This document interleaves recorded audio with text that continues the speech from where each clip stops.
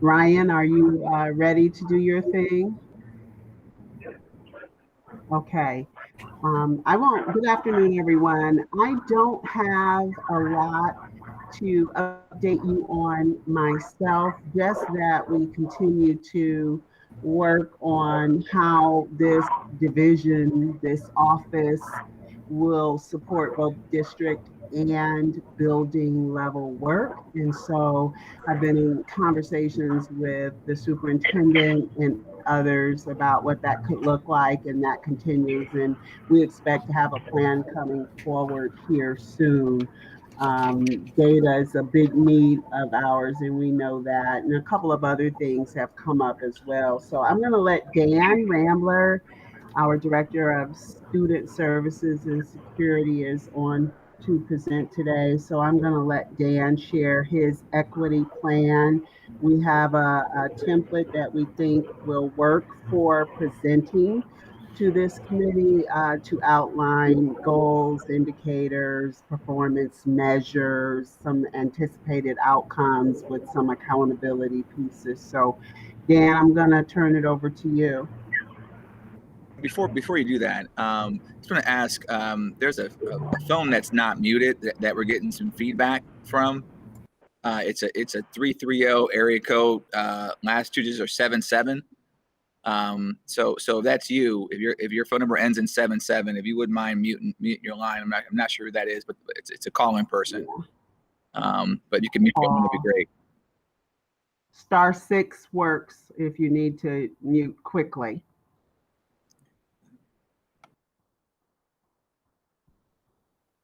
Okay, thank you. Dan? Okay, thank you very much. Carly, do you want me to present the template as well? I'm fine. I think everyone on the call received a copy, but if you'd like to present, or I can do that for you so you can still see faces. Yeah, if you did that, I'd be so happy. So our first area, and I'm going to guess that the phone call might be Denise Ward, who has been working with student services through Summit County ESC, doing some of the APD work for us. So I'll first kind of introduce that area, and I'm going to ask Denise to kind of talk through that if I'm correct, and that's her phone number. With the first section, what we were working on with our goal there in creating expectations for the school resource officers, we were looking at a lot of the items that were in the initial policy that was created, and the role of our school resource officers, as well as how students interact with them, then also the students' rights, and then also how staff utilize the officers within the building. So it's kind of like all that stuff together. Denise, are you on the phone? Do you want to go ahead and go through that some?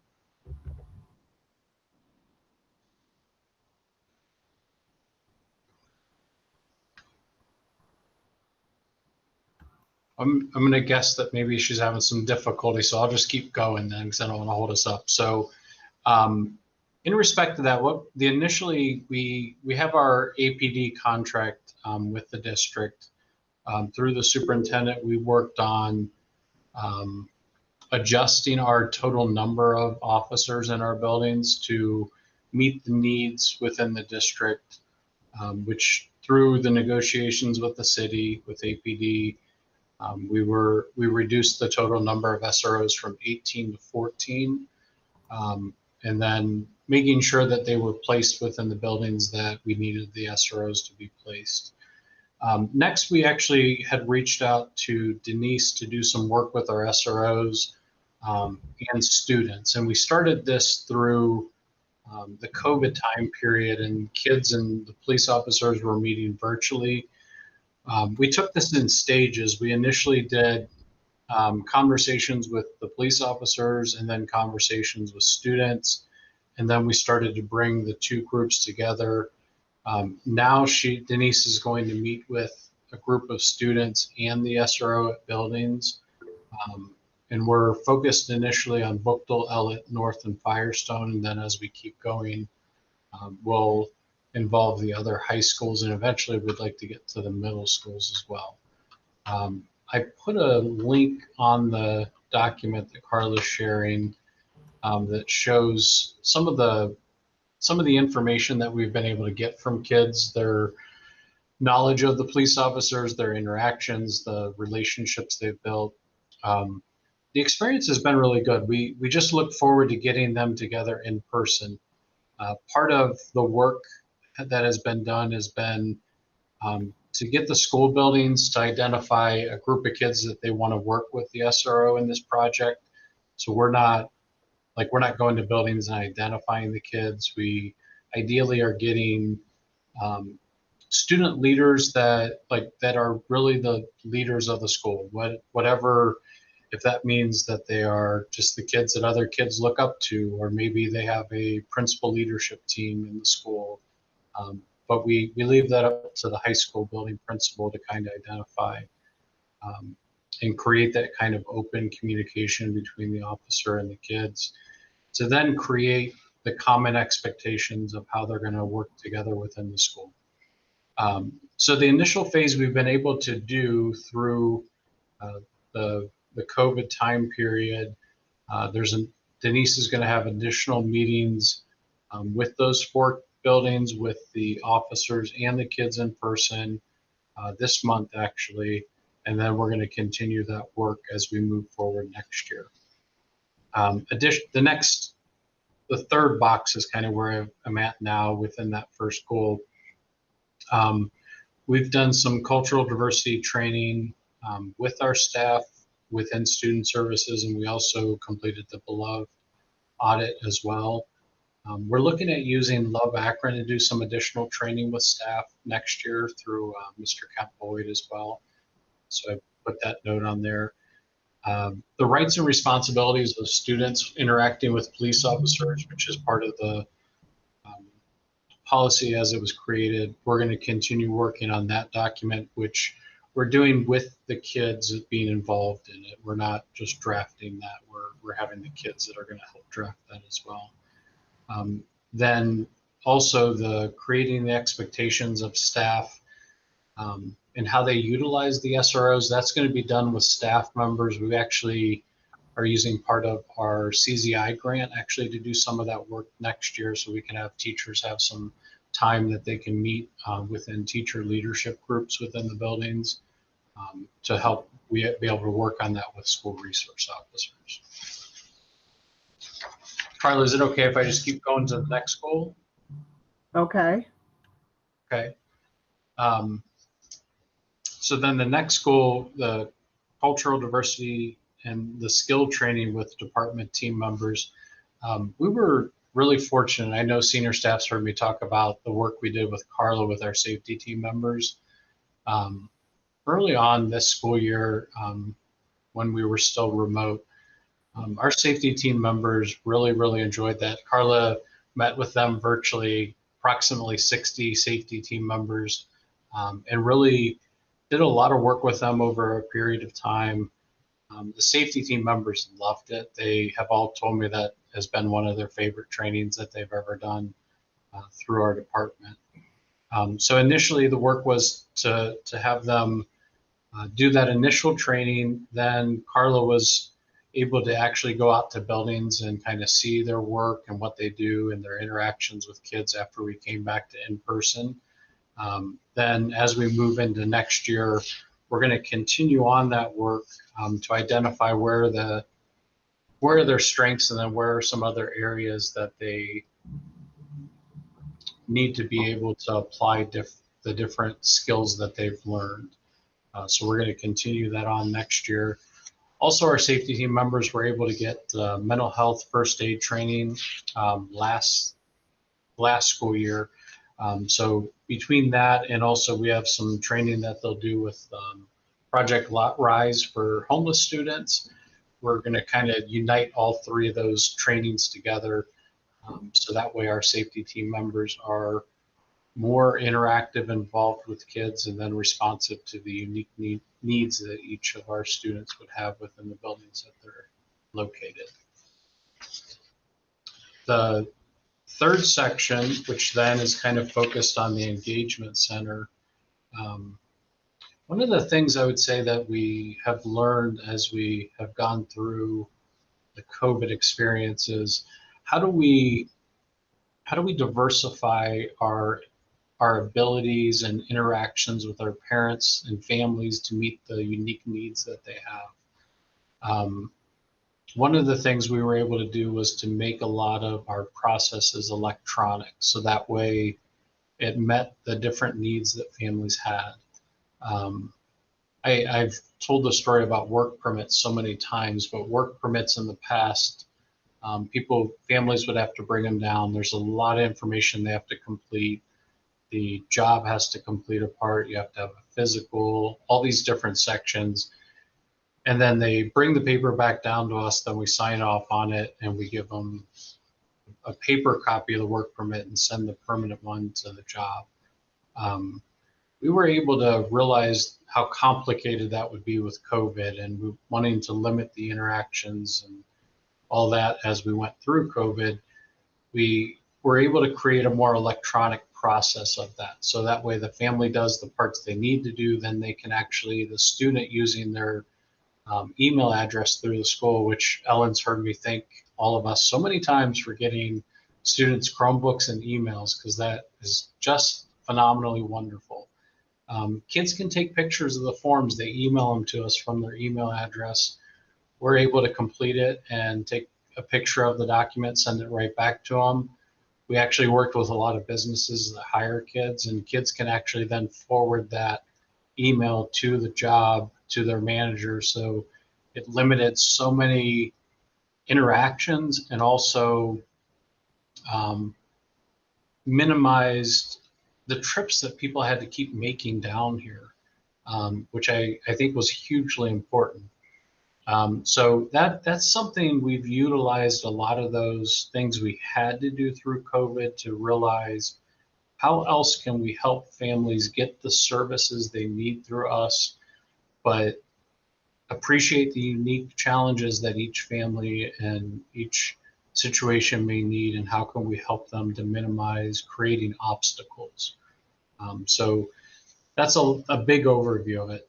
Another area that I mentioned in here is scheduling Metro bus passes, because we do the Metro bus passes for high school students through our office. Same thing, we set up a process so kids could schedule that and get those completed much more efficiently. Kids, as we all know, the kids are really, really good at utilizing those electronic forms. And honestly, families have been too. They've done a really good job at doing all that.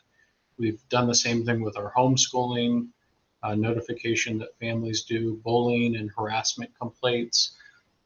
We're able to get the information so much quicker. Families don't have to go somewhere to get a form from an office. They can just they can go to the link and complete it. But then additionally too, there are a lot of families that need one-on-one support, whether it's for registration or if they do want to report information. And we're fortunate that we have a lot of good staff members in the engagement center that work with families like in those circumstances. And then we also have families that come in that have different language barriers, and we're really fortunate that we have Dr. Wynn that's able to help get interpreters that can come down and sit with us and the family and help us walk through the process of registering. And again, that's figuring out the unique needs that individuals need and then providing those interventions and services that they need to accomplish their goals. And that's been an evolution of the engagement center. I think it's kind of what we all desired when we started that process, but we've really been able to move forward with that even more as this past couple of years have gone on. I put on there too, parents are able to take photos of legal documents and send them to us so they don't have to go get them. We have relationships now with a number of the courts that we're able to actually get the court document if we're alerted to it from the family, so they don't have to just go get it. Again, trying to eliminate those bureaucracies and hurdles that are created often. And then the last section in there is with our safety team members hiring. Over the years, we've started to use safety team members, drivers, various staff members in our department to help with interviews, which has been a good evolution of that process because it brings a lot of people of different and diverse backgrounds into that process of hiring and supporting that interview process through our department. So I wanted to mention that section as well. Then, Carla, the final section is the adjustment of student behavior practices. And I know a number of people know that we have some disproportionate suspension numbers and referrals to the board. So the one area I want to point out first, and I probably should have put this up higher. Carla, if you go to the very bottom of it, I want to mention the current data, which is the, I think, third or fourth box from the bottom, right there. So I should have put that higher, and I'll fix that. But currently, what I did today was I ran data from 2016-17, August of that year through today. So including all the years through that. To point out this data that is very consistent year in and year out too. 65% of our suspensions are males, so 35% are females, which obviously is disproportionate. Like our student enrollment population it's 50-50. I mean, it's a little bit either direction. Sometimes it'll be 50.4 and 49.6, but our suspensions are 65% male. Race with Black students, the number of suspensions from 2016 to 17 through today, 74% of those suspensions are Black students, which obviously is also disproportionate based on our enrollment numbers of race of students. And then 34% of our students who are suspended have IEPs. Which is also disproportionate based on the number of students that we have that have IEPs. So I'll put that at the top because I wanted that point, I think, so we know where we're at is an important point for then where I'm going through all this. So the first box then, Carla, I'm recommending that we explore how to reduce our out-of-school suspensions. And much the same way, my recommendation is much aligned to what the state required for kindergarten to third grade. It was, the state didn't say you just have to end it right now. They said there's going to be a progression, and each year you have to continue to reduce your numbers. So that was kind of the same idea that I was putting in, that for each year that we'll reduce it by 10%. So that way we have a target each year, we have a goal each year. Clearly, I appreciate there are many challenges to the work, but that's taking those steps will be a significant impact to the current disparity that we see that I identified. The second block then, the reduction of suspension days, which is an equity issue, but also is just an issue of how many days kids are suspended across the district. Which again, I appreciate the challenges of this, but I want us to consider reducing suspension days for all students.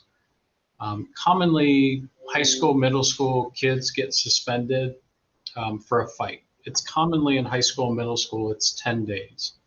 My recommendation is that we look at district-wide, saying that any discipline, any suspension you're going to have for a student misbehaving, we reduce the number of suspension days per incident by half. So instead of getting 10 days for a fight, you get 5. My perspective on that is our kids are out of school a lot. We have a lot of different interventions we could provide. I clearly understand the challenges to these things, but I also think we need to reconsider the number of days that kids are out of school. And then the third item, discipline transfers. On average, on a normal year, on average, we have 600 hearings a year. Kids are getting transferred from building to building. I didn't put the data for discipline transfers, but I can put it on here too. But it is a significantly disproportionate number of males and Black students and students that have disabilities as well. I'm recommending that we explore the ability to stop discipline transferring kids. It's incredibly problematic. It's creating a lot of issues. I know your building administrators would have a lot of perspective on getting discipline transfers from other buildings and the challenges that occurs from that.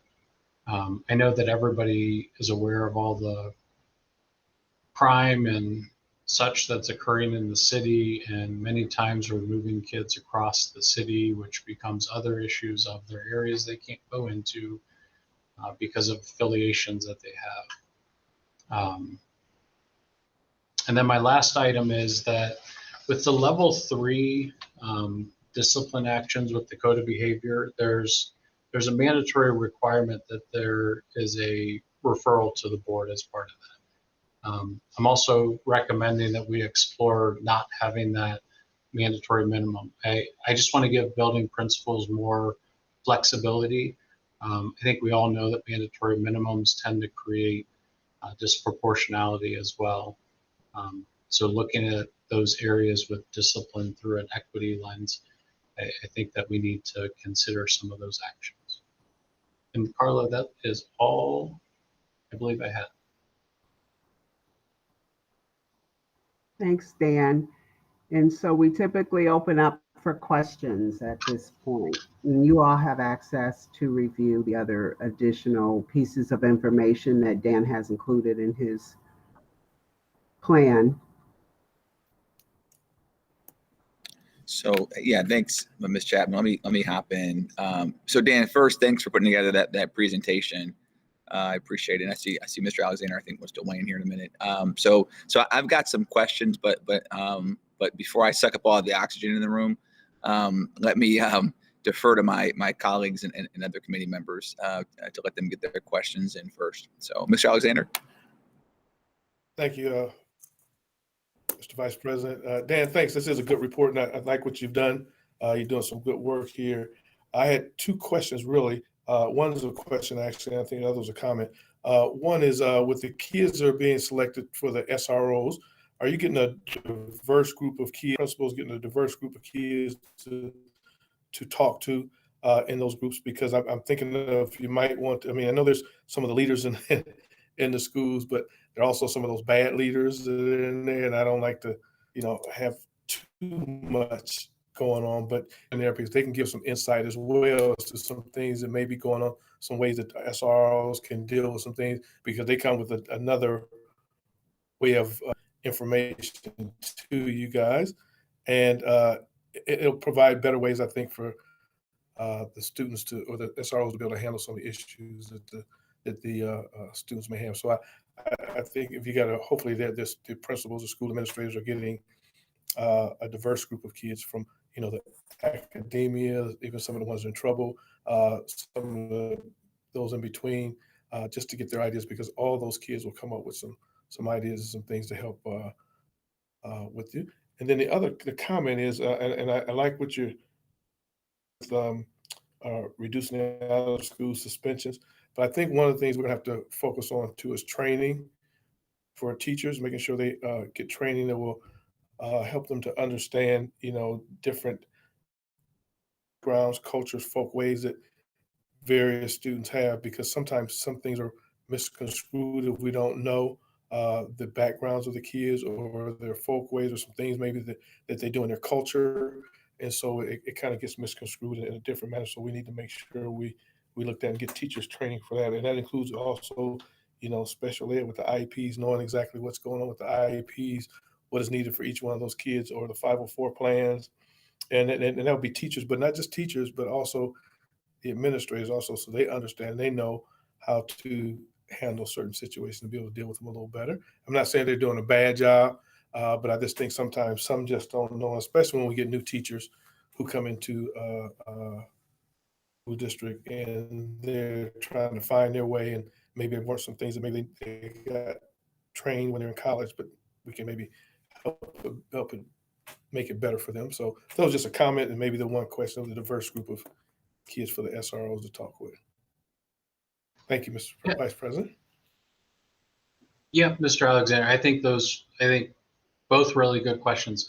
I'm going to try to put Nicole on the spot here because she's at Bookdale, and that's one of the groups. When we asked the building principals, we asked for authentic leaders. It's one of the things that I found is really good about our buildings, especially high schools. They tend to have like a leadership group, whether it's a principal leadership team or whatever it may be. They have a group of student leaders. Those groups tend to be really authentic. They are kids that are leaders from all different areas of the high school. So Nicole, for example, with Bookdale, who's on your group? Because I don't know all the specifics. So I'm smiling, Mr. Alexander. I was smiling as you were speaking because I think two scenarios applied. Dan did a fantastic job of encouraging campus principals to engage in this process. It was a little challenging during our virtual learning time period. Many of our students were working and we didn't always get the full representation that we wanted. However, we've already made plans to have this same panel happen in the building during the school day in person. And that allows us to get the leaders who check their email and respond yes, and grab the ones out of the classrooms and the hallways and the ISS rooms who didn't check their email and didn't initially say yes. And so I think the next phase will allow us to make sure there's true diversity because it will be in person and during the school day and not during our virtual learning sessions.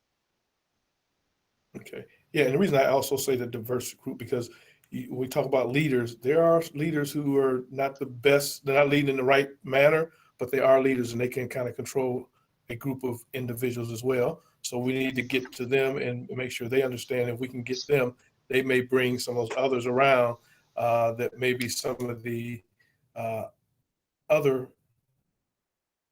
individuals in the group cannot do. So that's why I say that, because I think just, we always have to have that even when we don't want to have the best group, we still need to hear their voice, because there's some things that they can tell us that will work that we don't normally think about and no one else thinks about, but they can give us some help and they can be our allies, serve as allies for us as well. So I just wanted to bring that up. So thank you very much. I'm glad you're looking at those things.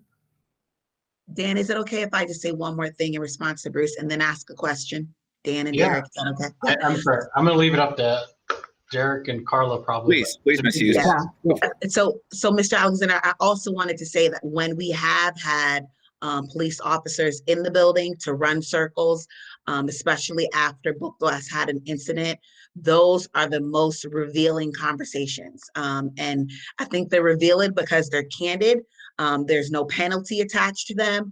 It's just an opportunity for people who live in the cluster together to put their guard down and have great conversation. So prior to COVID, we were able to have different police officers, male and female, come into Bookdale and have great conversations with our kids. So I'm confident that the conversation can continue to manifest.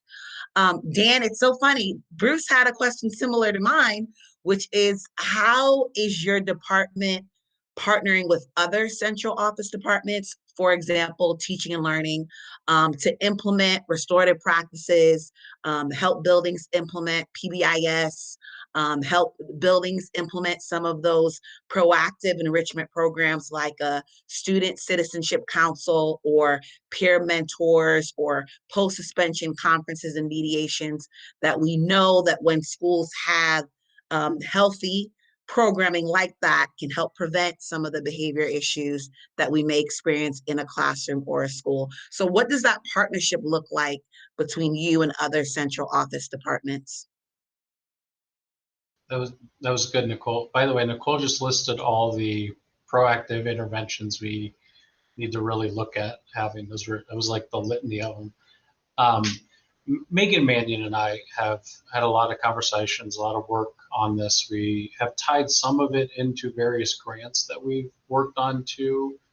One of them's through CZI. One of them also was through the ESC with, I'm forgetting the other agency involved. But so we've worked on some of those, and some of it is then creating the time, because I know that Megan has a lot of the PBIS work tied to CZI and creating time for building teams to take part in the ESC with the state support team to get building leadership teams especially, and also the discipline review committees to be able to embed some of that work within those teams.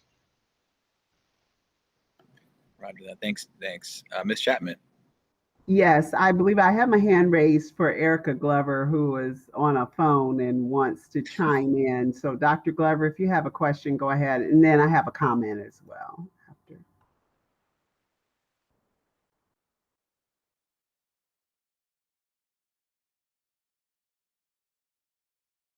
Did we lose Dr. Glover? Perhaps we did, because I didn't hear her speak up.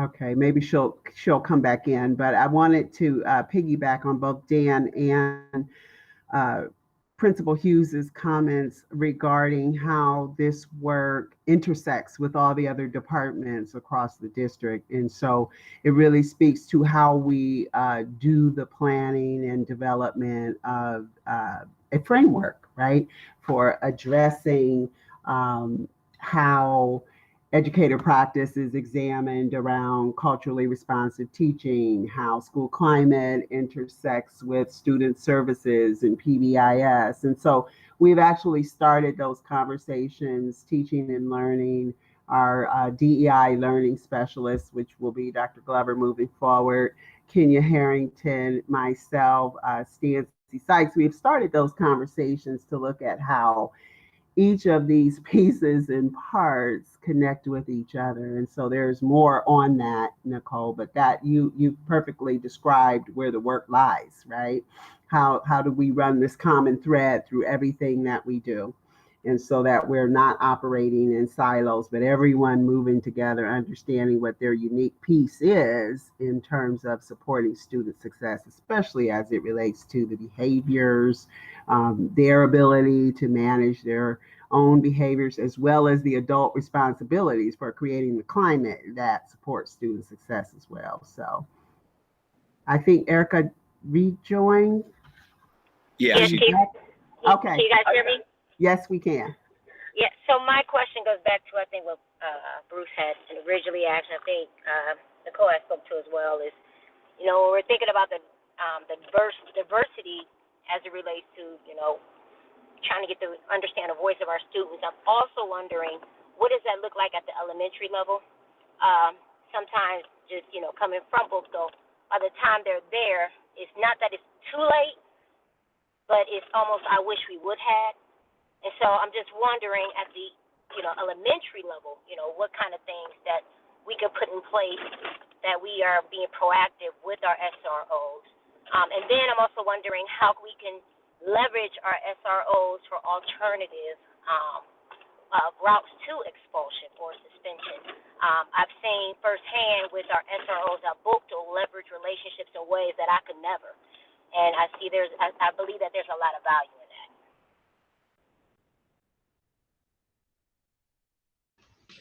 Dr. Glover, I totally agree. It's one of the reasons a number of years ago we started creating a lot of presentation work with our school resource officers for elementary buildings. Like we created a bullying program, a sexting program, so that way our SROs could go into the elementary buildings.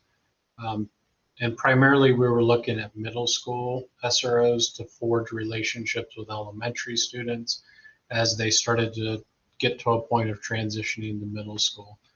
And that's something that we'll continue to do. There's, I think new types of presentations they can do as opposed to in the past, but some of the past ones are still relevant too.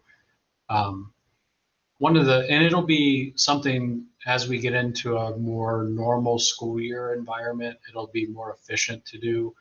This year was challenging because we didn't have our school resource officers initially, and then getting a mid-year was difficult for the city. So we weren't able to focus on some of those extra things like that we used to do.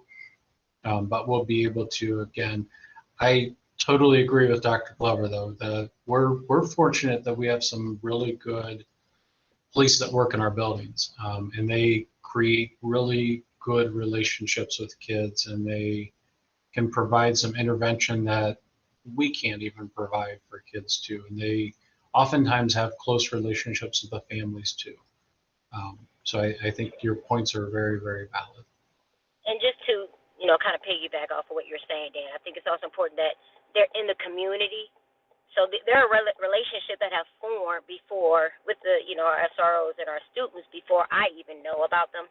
So I'm just trying to think, again, going back to being proactive, how do we develop those relationships before it gets to a point where they have to be in a relationship? So that's also the point that I'm also thinking about as well. Yeah. And I think Dan's work and the work with the SROs also extends to the community. And I'm thinking of the committee that Mr. Alexander and I sit on for the Racial Equity Social Justice Task Force, which has an education subcommittee. We have to remember too that SROs are also officers who have an identity that has already been established by members of the community that they serve. And so the relationship starts oftentimes long before they become SROs in our buildings. And so when we talk about relationships between SROs and students, it goes beyond the walls of the school. And so to the extent that those relationships are positive in the communities that they serve, then that filters back into our schools. So it's a conversation that I think has to happen in partnership with others outside of the district. I mean, if you're thinking comprehensively about, school resource officers and engaging with students and communities. Many of those identities exist before they enter the building on both sides, right? And the perceptions that students might have of officers based on their experiences in the community. So it's a larger conversation as well. Yeah. Dr. McWilliams-Woods. I actually put my hand back down just because I had a comment if it's okay, back a topic before the SRO conversation, because I think that's an important conversation. I loved reading the student input about the relationships and, the importance of that. So I think that's important to listen to those voices. One thing that I was going to say from Principal Hughes' question about the relationship between teaching and learning and student services and those strategies. One thing that Dr. James did, I think it's been a couple years ago now, Dan, is that all of our climate and prevention behavior related work was all for the most part in student services with a little bit in special ed previously.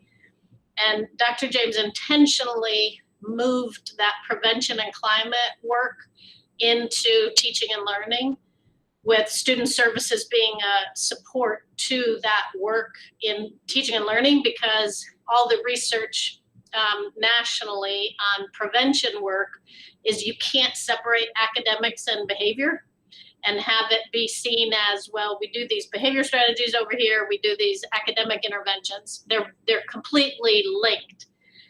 And we were struggling in the district making sure that principals and teachers saw that this is all just one system of service, that they're so closely, how students perform academically and behaviorally is just so related. So we did move a lot of that prevention work in to make sure that Mrs. Gijic was working with all her curriculum people that whenever they're talking about reading and math strategies and social studies and science, all that good, high quality strategies for prevention, getting kids more engaged in the classrooms, working on hands-on type things, bringing all those culturally responsive practices into the classroom. That's all the work that Dan was trying to do before, but now we're integrating it right in from the beginning in teaching and learning. So I think that that was an important shift. And I think Dan's done a nice job keeping that integration now as it's moved into curriculum and instruction. Gotcha. Ms. Scheit. You're on mute. Can you hear me? Yeah, it's nice to be here. I want to apologize. The last two meetings I had scheduling conflicts and wasn't able to make it. So I'm happy to be here. I always believe that collaboration like this leads to greater success, and we're excited to be a part of the conversation. I was interested in all the goals that were presented tonight, and am happy to join in the conversation. It's there's a lot of things there that I think really will benefit not only our students, but our staff and community. But I don't mean to bring the mood down, but I do have to go on record as saying your very last goal surrounding student behavior and pupil adjustment. It's AEA's belief and position that, and it's currently every point under that goal is currently under litigation. And as soon as arbitration opens up after COVID, it will be arbitrated. So we believe that those are all subjects of bargaining and cannot be adjusted without going through that process. So I just wanted to get on the record as to saying that the rest of the goals, I don't see any problems with. Thank you. Okay. Other questions or comments? Okay. So I've got several questions that I wanted to ask. The first one, and I'll start from the very beginning. So the SRA, so the SRO reduction from 18 to 14. While I think I understand the background sort of rationale in as sort of why we did that, I guess the first question I would have is for Mr. Rambler is are there any safety concerns with us reducing those numbers from 18 to 14, or do you feel like that is, or I should say, safety and or programmatic deficits that may be created with that reduction that maybe we haven't fully thought through? No, so one of the things is we reduced our building as we've combined buildings and we've had some reductions. Part of that was looking at that too. Additionally, like we have our alternative programs and they don't have APD officers located there. They have sheriff deputies that are located there. And additionally, with our SROs, we also have additional APD officers that work in our buildings, but they're not school resource officers. Like they're not assigned every day there.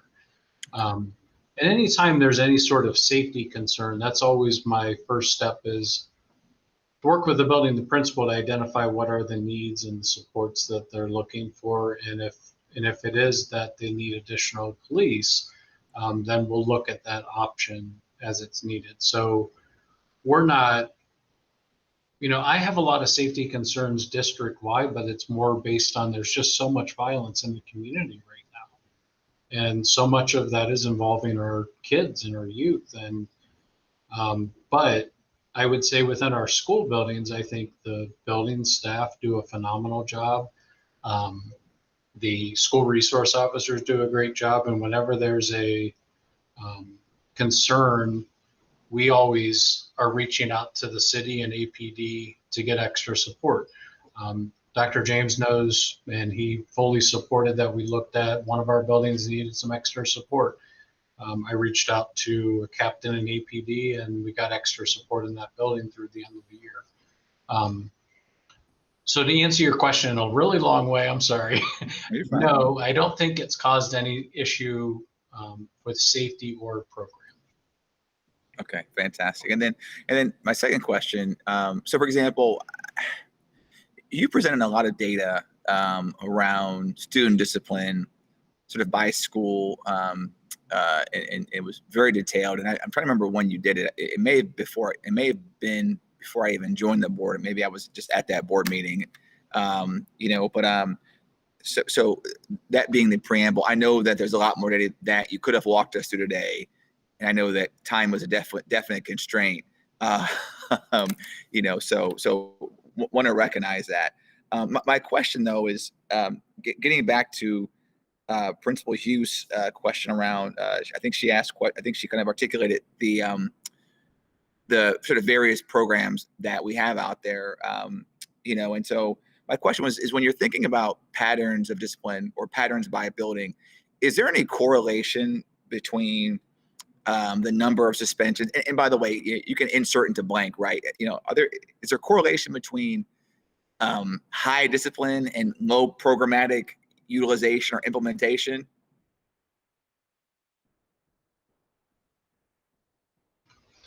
I don't know. That would be an interesting item to study. I tend to, when I present discipline data, I present it district-wide, building level, like high school, middle school, elementary. I tend to not dig into building by building. A lot of that work is done through the school improvement plan and the leadership teams within the building itself. But I also appreciate there's a lot of unique challenges within each building, and I don't, unless I'm going to be involved in the work with the building leadership team, I don't want to propose that I know the reasons why. But I do think, Dr. Hall, that would be an interesting thing to look at, is with a building leadership team and the building principals, to look at what are your suspension numbers, and then what is the programming that you have to impact that, and what's the social emotional programs that you have, and maybe the mentoring programs and all those things, and then to start to make a determination, is there a causation or correlation between the number that you have, the value of them? I think that would be a really interesting analysis to have. Yeah, and I asked that question because I think oftentimes we look at data, and I work in healthcare, and so there's a, so we're talking about sort of patient outcomes, people's lives as well, right? And that's often the case with students too, right? So that's one of the things I love about healthcare is that commonality of shared interest, and that is. But I know that data can tend to be weaponized at times when people sort of misunderstand the factors that contribute to how we got to a certain number. And that's why I asked the question, because you might say, well, X, Y, and Z school, oh wow, like they're just terrible, or X, Y, and Z school is really, really great, without understanding that greater context. Like, what is the story? Let's tell the story, right? So I think Dr. Woods was talking about sort of, we don't divorce academics from discipline, right, or behavior. It's one combination. And so that's why, as I think about how as we move forward and we're presenting this data as it relates to discipline, it'd be helpful to have kind of a snapshot, because I might see a really high number in a building. That building, has a higher. There may be things that are happening in that building or in that community or in that cluster that are contributing to why that number is what it is, and it's not just putting it on the administrative. Oh well, it's that building team, like they're just not doing their jobs, right? So and then conversely, we might say, well, hey, I see high numbers in a building. We sort of dig in. Maybe there's more that we can do to support you around programmatic implementation, right? Teaching and training, right? So I think to an earlier point that was made, I think Mr. Alexander, it's not about saying that people are not doing their jobs. It's just that at the board level, when we see this data, it would be helpful for me to understand sort of more context and sort of what the story is surrounding where we see certain areas of opportunity with respect to sort of raw numbers, right? So that's something, Ms. Chapman, we can go offline, but I'd love to see us really start to develop something like that as we move forward, so that way we better understand kind of the context. also makes the data that you're presenting all the more valuable when you present it along with this, along with the narrative that by all rights should probably be accompanying it. Yeah, we would agree. And you took the words out of my mouth. I was just having a conversation with Ryan Pendleton, our treasurer, on the data story, because we want to go beyond numbers. We know that there's much more behind the numbers that we see that would tell us a whole lot more.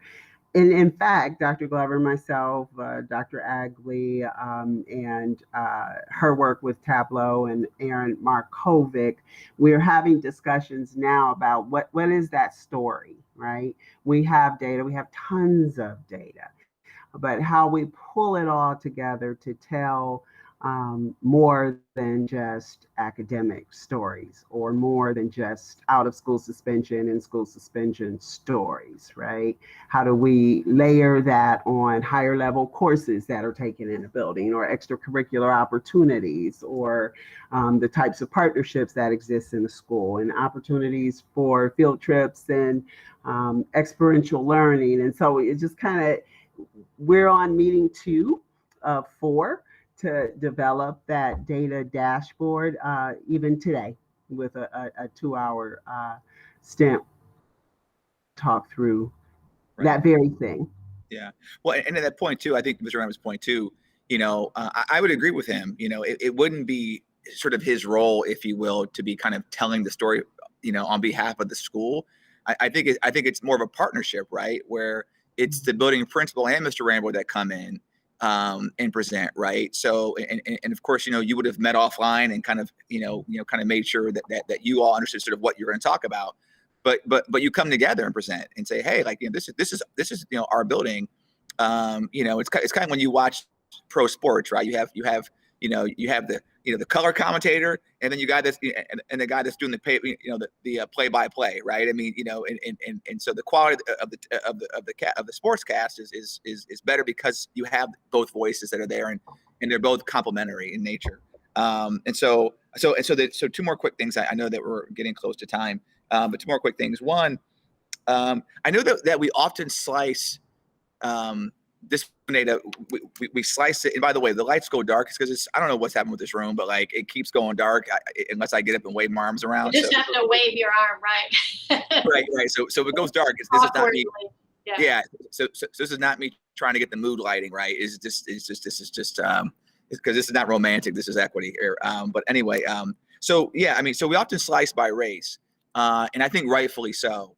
But I also have some question around. And I get in Akron because we have a high reduced lunch rate. Again, I get why it's, why we tend to slice by race. But I'd also want to understand the correlation as relates to sort of socioeconomic status too, right? So, because again, not every Black student in Akron is poor, right? So I'd like to sort of understand, like, within that number of Black students that we're seeing. Oh, it's disproportionate. Okay, we get that. And I know that we may think we know what the answer is. Oh, well, of course it's the poorer students, and that's but what does the data say, right? So again, and also I'd like to understand how that looks in white students, as well, and other groups, sort of like understanding, like, is there a, and again, the answer more likely than not is yes. But I don't like to make assumptions with respect to this kind of thing. So again, so I'd like to understand, maybe we can slice by socioeconomic status if that's possible. If not, then that's fine.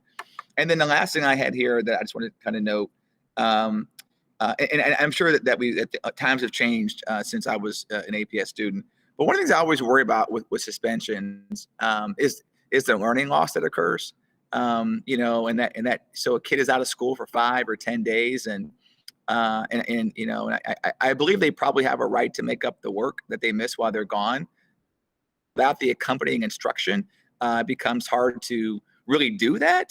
And if these are students who you have behavioral issues with already, it's almost like the suspension. And by the way, I'm not arguing, for not suspending kids. That's not what I'm arguing for at all. I'm just thinking about, are there other, and we're doing this is great, but are there other support mechanisms that we can provide for those students while they're suspended to address the, that learning loss, and or the exacerbation of perhaps probably more likely than not poor academic performance is kind of my question.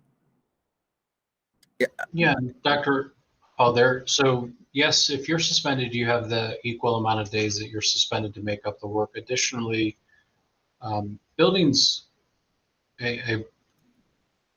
district-wide have programs after school that kids, even if they are suspended, are able to come up and get support in their learning. I know I was talking to a high school building principal where a student did get in a fight, and it was a 10-day suspension, and the student and the parent had reached out about the work they were missing, and the student was able to go up after school every day and get support on the work that they were missing.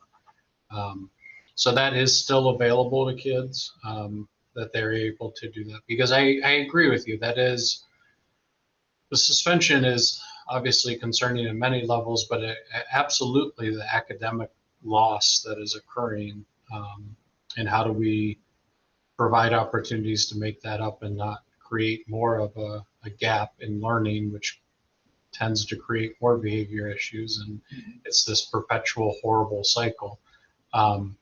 But I think that's one of the good things we've done for a long time, is providing kids the time to make up the work that they're out, but also providing support after school too. Dan, do you also want to talk about the alternative to suspension program with SOAR? Yeah, I'm gonna let Derek jump up and down for a little bit. Yeah, to get the lights back on. There we go. All right. Sorry about that. Okay, go ahead. No, Dr. McWilliams-Woods was also mentioning, we created, gosh, it's probably 6 years ago now, SOAR, having an alternative to suspension program where kids could go to SOAR and then still be able to obtain academic and the work that they're missing. Because that was all part of it too, as we were looking at how can we, provide discipline, but also provide an ability to not create the academic loss. And that was part of that alternative to suspension, which we modeled after other districts that do that. Elementary buildings have put in a lot of alternative programs within their building as well, using the climate team members as well. And a lot of the elementary buildings also started doing the restorative practices work too, which again, I think that was like 4 to 5 years ago, we started in that realm of work too. So I think that's a continuation of what we need to keep working on, is creating those different alternatives and different options that we can make sure that students understand what they did wrong. They can make amends for what they did wrong, but not continue to penalize in a punitive way and create this academic loss. So which is all, that is restorative practices in a nutshell. Gotcha. I appreciate that. I see that we're about time here. So one thing I want to throw in the parking lot. So I have gotten some questions from some folks in the community around, you mentioned earlier about the registration being available now online, for students as opposed to in person. But got some questions. I really want to understand sort of, the timing and perhaps access and or equity issues around access, and thinking about some of our schools, I think are auditions. So for example, I'm thinking of Miller South, and so how do we sort of expand and access to that building as well? Because again, I've got some emails from some parents that raised some concerns over the past year about it. So again, so we can put that in the parking lot, maybe talk more offline about that. But again, just want to make sure that I understand that too. And then I see Mr. Alexander raised a hand, and then so I'll give it to Mr. Alexander, and then Ms. Chapman, you can take us home. Okay, I just want to comment. I think what we can do, all the work that we're talking about doing here, I think will be good. But if we take what we learned and what we've been doing to be successful, and take that information and package it into a positive picture, to paint this positive picture of what's going on in the district, I think that'll help in a number of ways. It'll help with how the helpful this, how administrators have been, SORs, how administration, how everybody has been impactful and then you paint this positive picture. Now we have a positive picture, a mark of image of the district and the things that we're doing. And now you get more people to buy into it. People just groundswell. And next thing you know, we're doing some great things. We've been in the relationship with the police and the administrators, with everyone. And I think that could be get down the road to say how we package this and say, here's what we're doing and what we've done that we're successful, and we're going to keep adding to that. Thank you, Vice President Hall. I know that it's time to go, but can I just second that? And Dan, I'm going to shoot you an email. We're at a very similar sentiment to what Bruce has just said about marketing what we're doing, and also being really transparent on our responsiveness to cultural events, so that our parents know that we're engaged in current events and the social justice work that's happening in the streets. So I'll send you an Okay, sounds good. Just want to wrap up. As far as that SES data, Dr. Hall, we don't collect individual family income data because everyone eats in Akron Public Schools. There are no applications that would give us that individually. It would require that we speak with other systems. And I think that there is a possibility to do that as we build out what this data dashboard around equity might look like. So we would be able to speak with other systems that would have family income data. And I also think it's important to layer zip code information, because those community indicators also tell us a lot about SES in a neighborhood. And so we're looking at how we slice that information by geography, so that we know that certain neighborhoods have certain characteristics and demographics and median family incomes, median family income. So wanted to say that. And then we're going to get some student level data soon. So we'll be bringing that information. Youth Truth is going to be administered soon out of Karen Gigic's office as a climate survey. And that's going to give us some real-time information from students' perspective about the climates in their schools, including the relationships with the adults. All right. Well, I think we're at time. Thank you for everybody. Appreciate it. So we'll see you guys next month. All right. Take care, everybody. All right. Bye. Good meeting. Bye-bye. Yeah, thanks. Appreciate it. See you later.